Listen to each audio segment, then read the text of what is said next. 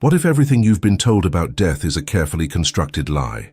What if, in those first critical moments after your soul departs your physical vessel, you face a decision so crucial that making the wrong choice could imprison you for countless lifetimes?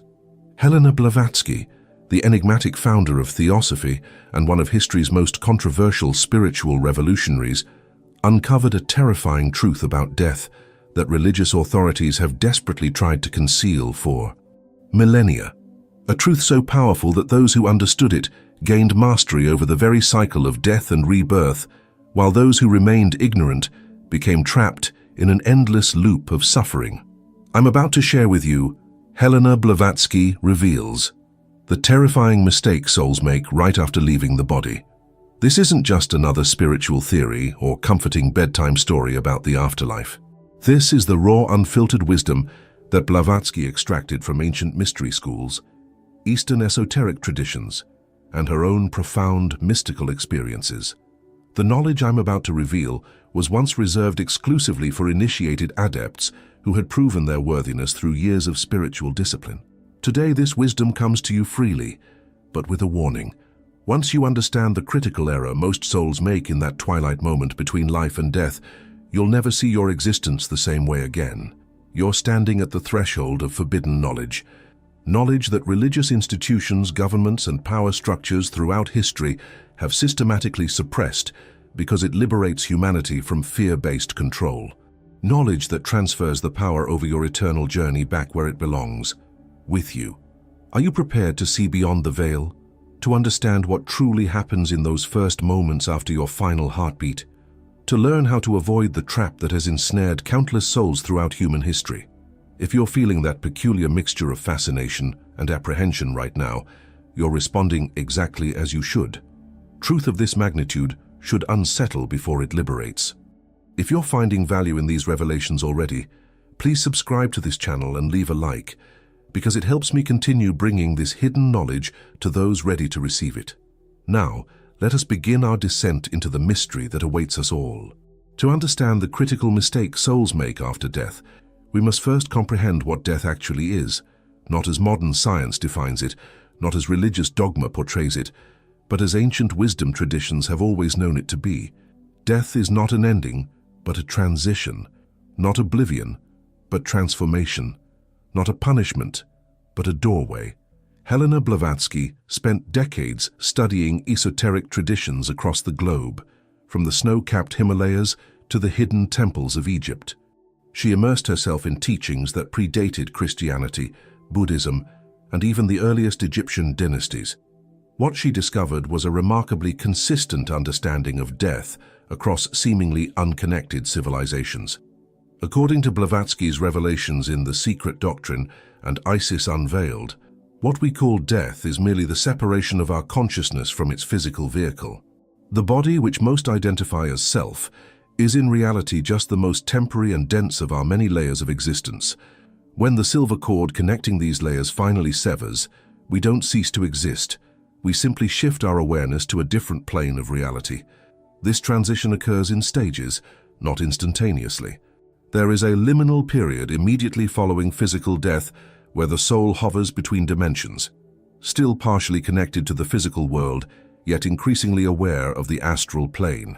This in-between state is what the Tibetans call bardo, what ancient Greeks named metempsychosis, and what modern near-death experiencers describe as the tunnel or threshold experience. It is in this twilight state, this cosmic waiting room, that the critical mistake occurs. A mistake born not of wickedness but of ignorance. A mistake so common that Blavatsky estimated more than 90% of souls fall into this trap, delaying their spiritual evolution for lifetimes. The mistake seems so natural, so understandable, that souls make it without realizing they've chosen a path of extended suffering. It's a mistake born of attachment, of misidentification, of the very human tendency to cling to what we know rather than surrender to the unknown. Blavatsky discovered that this error isn't punished by some external deity or cosmic judge. Rather, it's a self-imposed limitation, a choice made in a moment of cosmic confusion that creates its own karmic consequences. The universe doesn't condemn, It simply responds to our choices with mathematical precision. The veil between worlds isn't merely a poetic metaphor, it's an actual energetic boundary that the departing consciousness must navigate. Those who have prepared properly during life can pierce this veil with awareness and intent. Those who haven't prepared find themselves caught in its gossamer threads, struggling against currents they don't understand, making decisions from a place of fear rather than wisdom. In the Theosophical understanding, death is not something that happens to us, but something we do. It is an active process of transitioning consciousness, not a passive experience of cessation.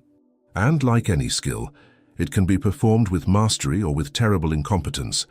The difference between these outcomes isn't luck or divine favor. It's knowledge. Specific knowledge about what to expect and how to respond in those critical moments after physical consciousness fades. I wonder, as I share these profound insights with you now, from which corner of America you're watching this revelation unfold. Perhaps you're in the bustling energy of New York, the spiritual deserts of Arizona, or the misty coasts of Oregon, or perhaps this knowledge is reaching you from across oceans and continents. Wherever you are, I invite you to share in the comments below. From which city in the United States or which country around the world are you receiving these ancient truths? I'm genuinely curious to know how far Blavatsky's suppressed wisdom is spreading. Now we arrive at the heart of Blavatsky's revelation, the precise nature of the mistake that ensnares so many souls in their post-mortem journey. In those first moments after death, as your consciousness separates from your physical form, you experience a profound sensory expansion. Colors become more vivid than anything the physical eyes could perceive. Sounds manifest as visible vibrations. Thoughts take form as living entities. The barriers between you and the universe begin to dissolve. In this state of heightened awareness, something remarkable happens. You encounter what Blavatsky called the astral light, the luminous record of all that has ever been thought, said, or done. This is the true book of life, the Akashic records, containing the energetic imprints of your entire existence, not just this lifetime, but all previous incarnations as well. And here lies the fatal attraction. As you gaze into this cosmic memory, you see scenes from the life you just departed, your children's faces, your greatest achievements, your deepest regrets. You witness moments of love, of triumph, of connection. These images radiate with an intensity that seems to pull you toward them. They feel familiar, safe, known. Simultaneously, you begin to perceive another light, what Eastern traditions call the clear light of reality. This luminosity has a different quality entirely. It doesn't draw from the familiar past, but opens toward an unexperienced future. It doesn't remind you of who you were, but calls you toward what you might become. It doesn't comfort with the known, but beckons toward ultimate liberation. The mistake, as Blavatsky revealed through her studies of ancient Tibetan and Egyptian death rituals, is that most souls turn away from the clear light and toward the comforting familiarity of the astral reflections. They choose the echo of their past rather than the potential of their future. They reach backward rather than forward. This choice seems rational in the moment. After all, the astral reflections contain everything and everyone you've ever loved. They reflect the identity you've spent a lifetime constructing. They offer the illusion of continuity when everything else seems to be dissolving. But this backward gaze, this Orphic turn toward what must be released, creates the energetic pattern that pulls the soul back into physical incarnation, often before it has fully assimilated the lessons of its previous lifetime. It's a cosmic short-circuit that interrupts the natural progression of consciousness evolution. Blavatsky described this moment as a fork in the road of eternity. One path leads to temporary comfort, but extended entrapment in the cycle of rebirth. The other leads through momentary surrender into expanded consciousness and eventual liberation. The tragedy is that no one tells us this while we're alive. No one prepares us for this critical choice point. We enter the afterlife experience as spiritual infants, making the most consequential decision of our eternal journey without preparation or guidance. Can you feel the weight of this truth? Can you sense how it might change everything about how you view your current existence? This isn't abstract philosophy. It's practical knowledge about the most universal human experience, one we will all face. The ancient Egyptians understood this so well that they dedicated their entire civilization to preparing for this moment. The pyramids, the Book of the Dead, the elaborate mummification rituals, all were technologies designed to help the soul navigate past this fatal attraction and toward true liberation. If these revelations are resonating with something deep within you, something that recognizes truth beyond intellectual understanding, please share this video with others who might benefit from this knowledge. And comment below with your thoughts. I'm eager to hear your perspective on this cosmic crossroads we all must eventually face.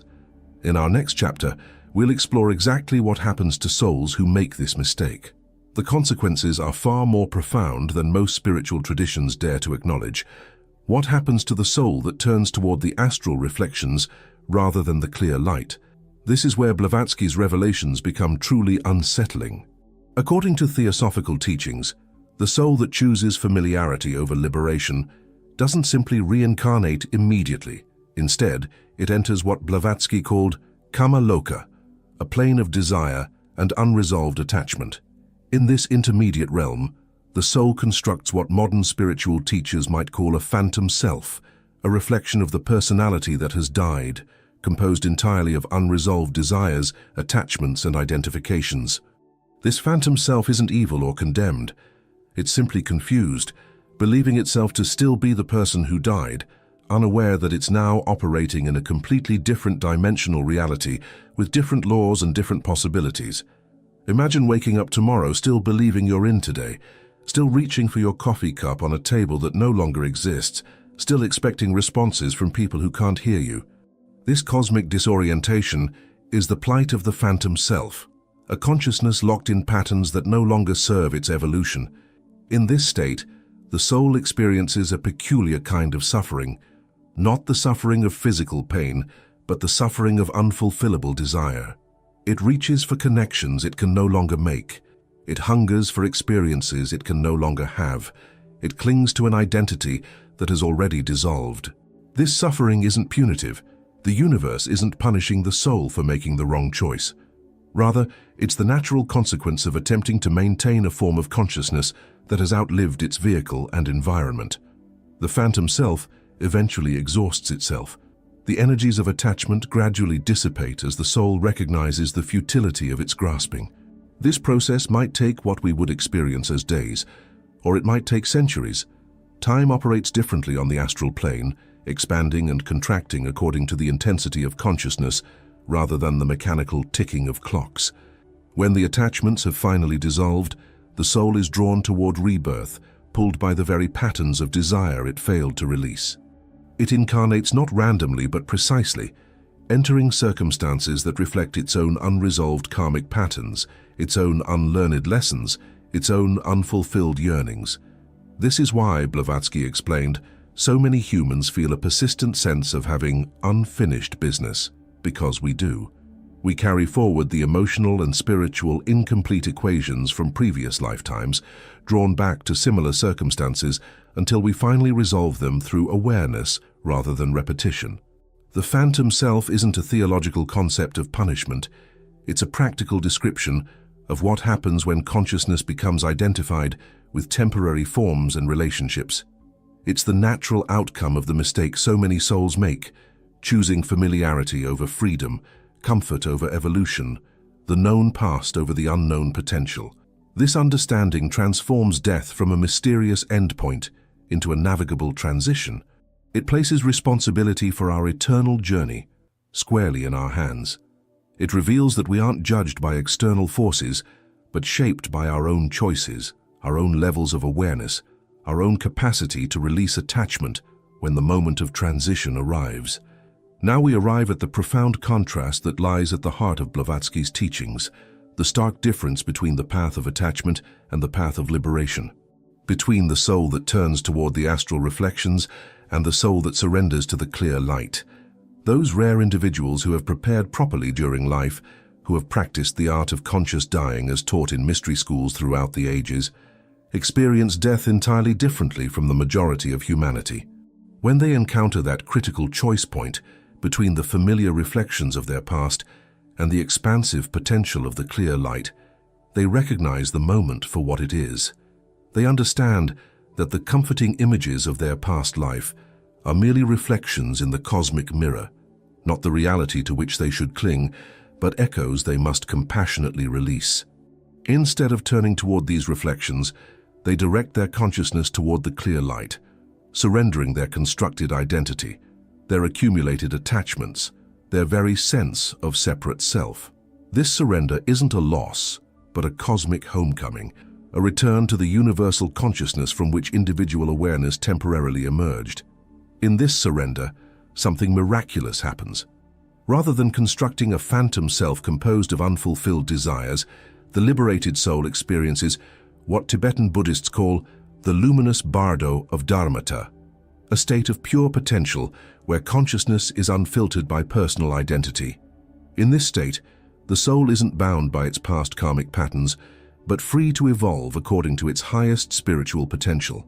This is the light opposed to shadow, truth opposed to illusion, freedom opposed to bondage, not in a moralistic sense of right versus wrong, but in the practical reality of which path leads to continued suffering and which leads to liberation. Blavatsky's revelation shatters our conventional understanding of the afterlife. There is no external judgment, no weighing of souls, no divine reward or punishment.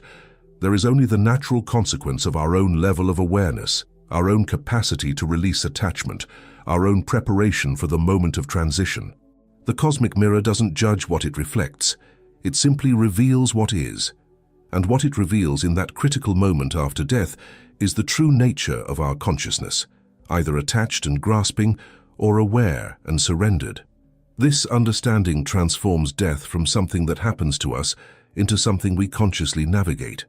It places the responsibility for our eternal journey where it has always belonged, not with external deities or cosmic forces, but with our own level of awareness. The contrast couldn't be more stark: phantom self or liberated consciousness, continued entrapment in the cycle of attachment and rebirth, or evolution toward cosmic awareness, the familiar prison of our constructed identity, or the unfamiliar freedom of our essential nature. This knowledge has been systematically suppressed throughout human history precisely because it is so empowering. It removes the need for intermediaries between humanity and truth. It renders obsolete any religious system based on fear of divine punishment or hope of divine reward. If you're finding these revelations illuminating and mind-expanding, please subscribe to this channel now to ensure you don't miss the continuing chapters of this cosmic journey. Your subscription helps spread this transformative wisdom to others who are ready to receive it.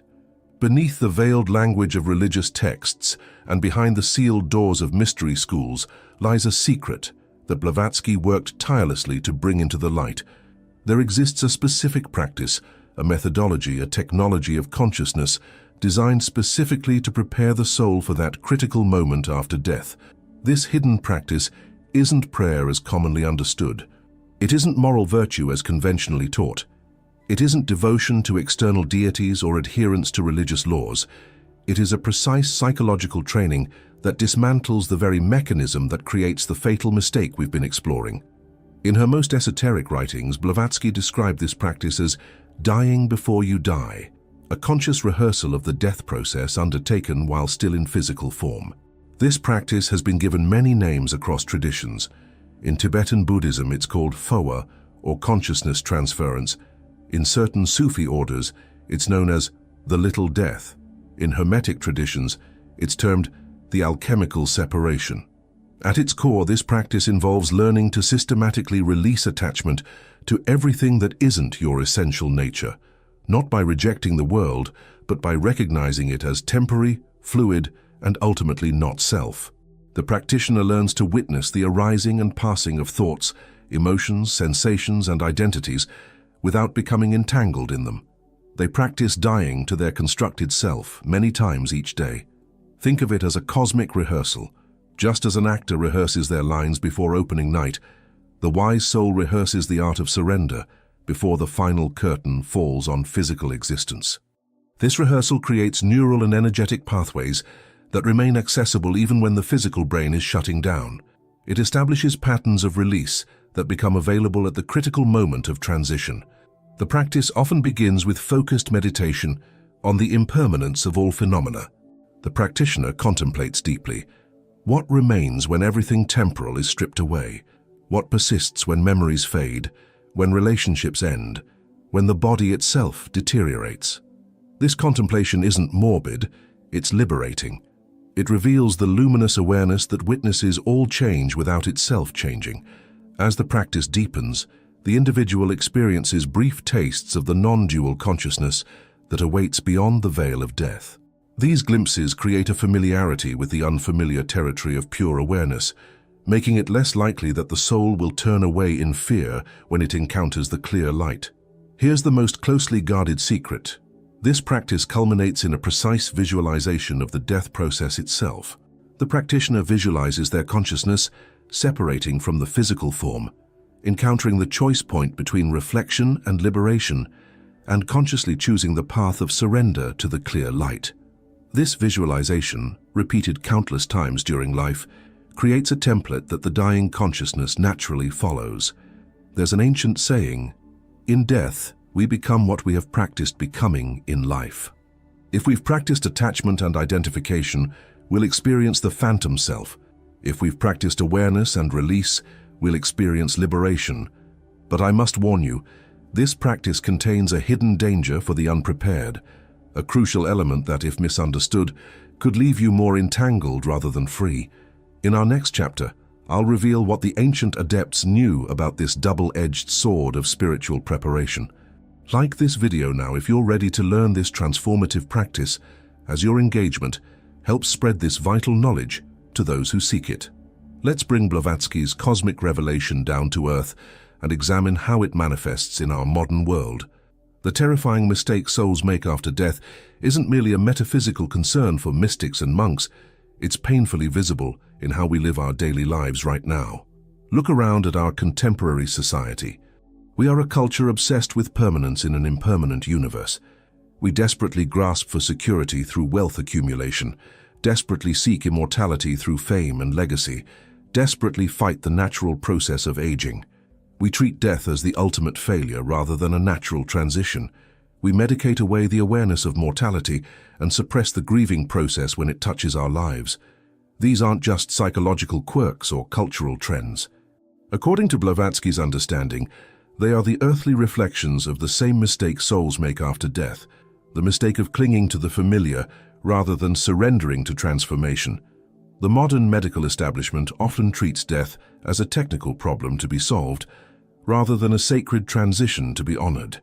Families make desperate decisions to extend biological functions long after quality of life has faded.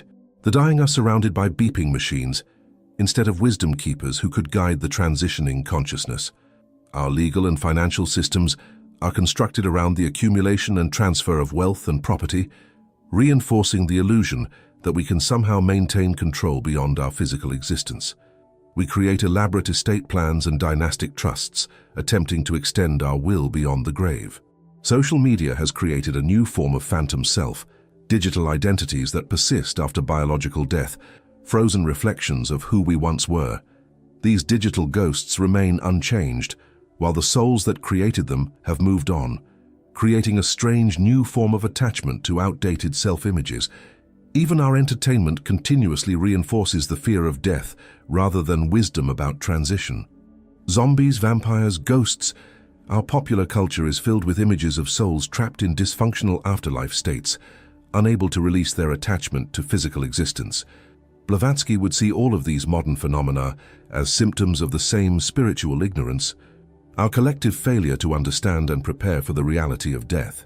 She would recognize our frantic clinging to youth, health, wealth, and identity as rehearsals for the fatal mistake so many souls make at the moment of transition. This ignorance isn't accidental. It's the predictable outcome of centuries of suppression of death wisdom, the systematic dismantling of traditional practices that once prepared souls for conscious transition, the replacement of spiritual technology with materialist dogma that recognizes no existence beyond the physical. Now we stand at a crossroads, both collectively and individually. The wisdom Blavatsky worked to preserve offers us a fundamental choice about how we approach the inevitable transition awaiting us all.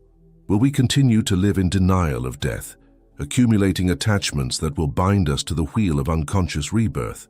Or will we reclaim the ancient practices that prepare consciousness for liberation? This choice isn't abstract philosophy, it's intensely practical. It affects how you'll experience the most significant transition of your existence. It determines whether you'll navigate death with confusion and fear or with awareness and grace. The path of attachment is familiar and requires no special effort. Simply continue as you are, identifying with your body, your possessions, your relationships, your achievements. Continue believing that you are your thoughts, your emotions, your desires, your aversions. Continue accumulating experiences without understanding their transient nature. This path leads naturally to the phantom self and the continuation of unconscious rebirth. The path of liberation requires conscious effort and practical training. It involves systematically learning to recognize what in you is eternal and what is temporary. It demands regular practice in releasing attachment without abandoning engagement. It requires developing familiarity with states of consciousness beyond ordinary waking awareness. This path leads toward recognition of the clear light and the possibility of evolution beyond the cycle of unconscious rebirth. Both paths are available to you in this moment. Both are legitimate choices with predictable consequences. Neither is externally judged as right or wrong. Each simply leads to different experiences after the veil of death parts. Blavatsky wasn't concerned with converting people to a particular religious view. Her work focused on preserving practical knowledge about consciousness navigation, knowledge that benefits all humans regardless of their theological beliefs. She understood that souls don't need the right beliefs to navigate death skillfully. They need practical training in the mechanics of consciousness transition. The choice before you isn't whether to accept or reject a particular metaphysical framework. It's whether to begin practical preparation for the transition that inevitably awaits, or to continue accumulating attachments that will bind consciousness in the moment of release. This is a deeply personal decision that each soul must make individually. There is no universal prescription, no one-size-fits-all answer. The only question that matters is, which path resonates with your deepest intuition about the nature of existence?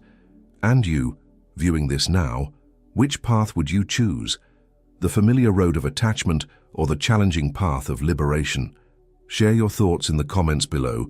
I'm genuinely interested in your perspective on this profound question. We've journeyed through the labyrinth of Blavatsky's revelations, but we've yet to confront the most closely guarded secret, the specific practice that prepares the soul for its final transition. Not the philosophical framework, not the theoretical understanding, but the actual methodology of conscious dying. This practice has been transmitted from teacher to student for millennia, often encoded in symbolic language to protect it from distortion. Blavatsky herself was careful about how explicitly she described it, knowing that premature exposure to certain techniques could create more confusion than clarity. The practice begins with a radical reorientation of awareness. Rather than identifying with the content of consciousness, thoughts, emotions, sensations, memories, the practitioner learns to identify with consciousness itself, not what you are aware of, but the awareness that perceives. This shift isn't achieved through belief or intellectual understanding alone. It requires systematic training in what Blavatsky called the withdrawal of the senses, a process of progressively detaching awareness from external stimuli and redirecting it toward its own nature. The practice intensifies as the practitioner learns to recognize and release the 5 primary attachments that bind consciousness to the wheel of rebirth: attachment to physical form, attachment to sensation, attachment to perception, attachment to mental formations, and attachment to ordinary consciousness itself. Each attachment is systematically observed, understood, and consciously released. As these attachments loosen, something extraordinary begins to happen. The practitioner occasionally experiences brief glimpses of what Tibetans call rigpa, pure, unbounded awareness that exists prior to all mental constructs. These glimpses create familiarity with the clear light that will be encountered at the moment of death. The final stage of the practice involves precise visualization of the death process itself. The practitioner visualizes their consciousness separating from the physical body, encountering the cosmic mirror of their past lives, recognizing its nature as reflection rather than reality, and consciously surrendering to the clear light. This isn't morbid fantasy but practical training, creating neural and energetic pathways that will remain accessible even as the physical brain shuts down. It's analogous to a pilot practicing emergency procedures in a simulator, creating automatic responses that will function even under extreme conditions. But here we encounter the ultimate obstacle, the final veil that prevents most people from undertaking this practice seriously, the ego's terror of its own dissolution. The constructed self recognizes this practice as a threat to its continued existence and creates sophisticated avoidance strategies, from intellectual skepticism to spiritual bypassing to simple procrastination. This is the confrontation each seeker must face: the fear of letting go completely, the terror of surrendering the known for the unknown, the resistance to dying before death. Share this video with someone who needs to hear this message, someone ready to look beyond the final veil.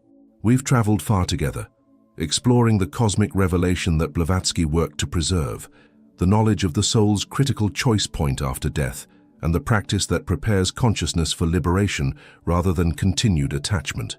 This knowledge doesn't belong to any single tradition or teacher. It's the universal heritage of humanity, preserved in various forms across cultures and epochs. From the Egyptian Book of the Dead to the Tibetan Bardo Thodol, from Greek mystery schools to Sufi orders, the essence of this teaching has been transmitted to those prepared to receive it. The terrifying mistake souls make after death isn't punished by external forces. It's simply the natural consequence of unprepared consciousness encountering cosmic reality. The mistake isn't moral but practical, like trying to swim without having learned the movements, or trying to fly a plane without understanding the controls. The good news is that this mistake isn't inevitable. It can be avoided through proper preparation during life. The practice of dying before you die creates the conditions for conscious transition when physical death finally arrives. It transforms death from a fearful unknown into a familiar doorway. This preparation doesn't require withdrawal from life or ascetic renunciation. It's fully compatible with engaged, passionate living. In fact, those who have glimpsed the eternal often experience temporal existence more vividly, more gratefully, more compassionately, knowing that each experience is precious precisely because it's transient. Blavatsky's revelation isn't meant to inspire fear, but to awaken us from unconscious patterns that lead to unnecessary suffering. It's an invitation to reclaim the wisdom about death that was systematically suppressed as materialist worldviews gained dominance. The choice is now yours. Will you begin the practice of conscious dying while still vibrantly alive? Will you prepare for the most significant transition of your existence with awareness and intention? Or will you continue accumulating attachments that will bind consciousness in the moment of release? If you've journeyed with me to this point, please subscribe to the channel, leave a like, and share in the comments what aspect of this exploration most deeply resonated with you. Your engagement helps bring this transformative wisdom to others who seek it.